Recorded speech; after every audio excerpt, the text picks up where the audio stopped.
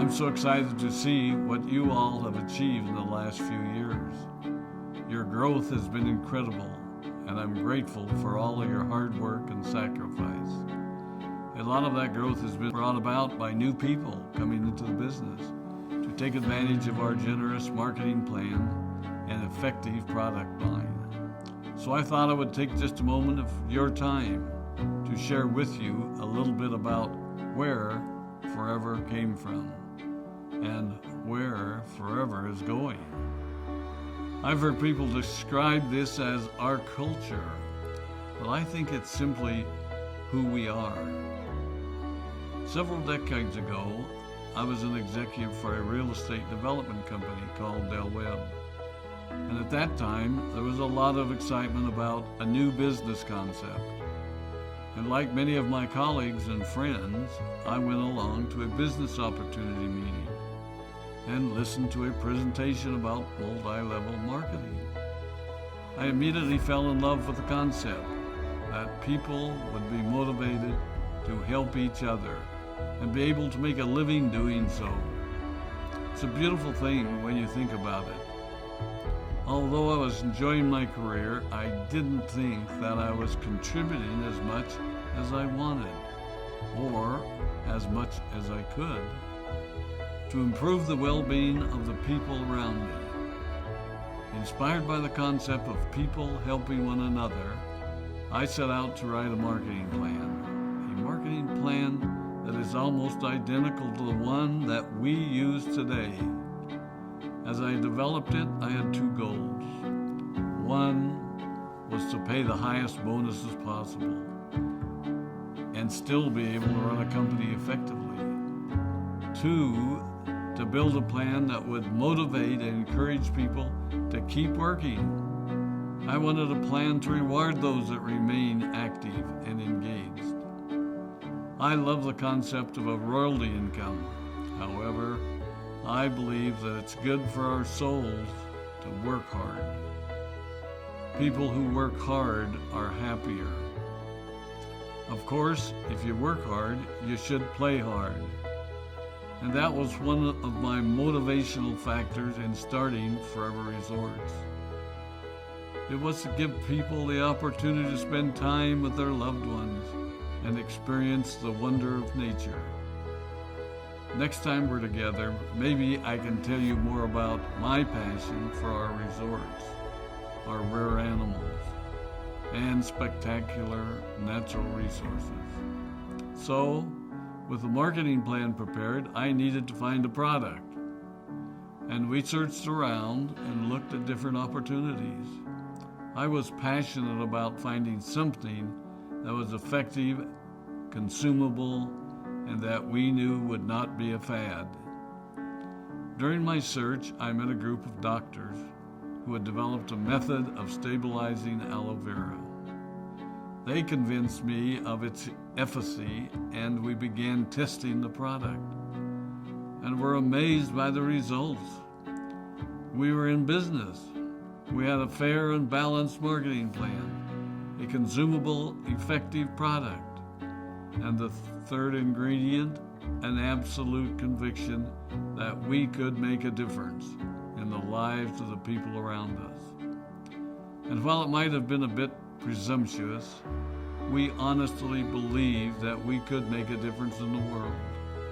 We put in generous return policies, customer service incentives, and began to build this business based on the principle of being nice to one another and helping others. The success was incredible, and we grew rapidly until Christmas of 1982. I was sitting at home with the family, and the phone rang. They informed me that there had been a freeze at our aloe plantations in Texas, and that all of our aloe was destroyed. I immediately went to the airport and flew to South Texas to see what we could do. I hoped and prayed that when I arrived, what I saw would be better than the news I'd received. But that wasn't to be the case. We had no aloe, and the business immediately began to suffer. There were some FBOs that left, but more importantly, there were those that stayed. It was a tough time for us. We put everything on the line to stay in business, and there were many sleepless nights. But we were convinced that what we were doing was right. We decided that this would never happen to us again. We flew out to the Dominican Republic and purchased as much land as we could and began planting aloe in one of the safest weather zones in the world. In addition to the acres of plantations in the Dominican Republic, we now have plantations in Mexico and South Texas. It was a tough lesson to learn.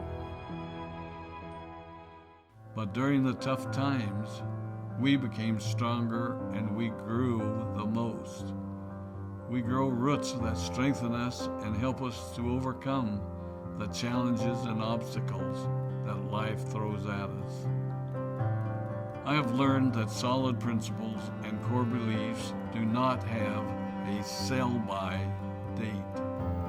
It is never old-fashioned or out of style to be nice to each other, to honor your commitments, and to treat people how you would wish to be treated.